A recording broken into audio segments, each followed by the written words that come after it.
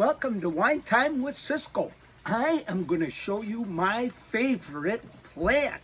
So come on, let's go take a look.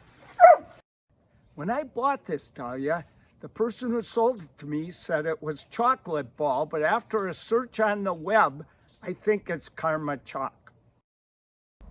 I've never met a dahlia I don't love, but I'm totally crazy about this one. It's called chocolate ball. Look at that dark foliage, how tall it is, and those great big black red flowers. This is a plant to die for, let me tell you.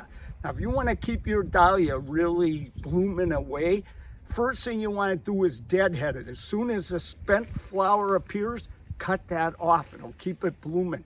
Also, fertilize it with organic flower food, and always add alfalfa meal every 6 weeks, working around the root zone.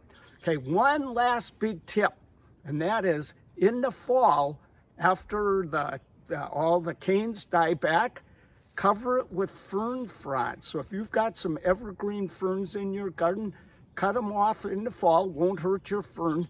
Put them about 6 inches deep over the cut canes, and that will not only keep it from freezing, because these are good insulators, but they repel water. They'll allow just enough water through to keep the roots healthy, but it'll keep it from rotting and all that winter rain.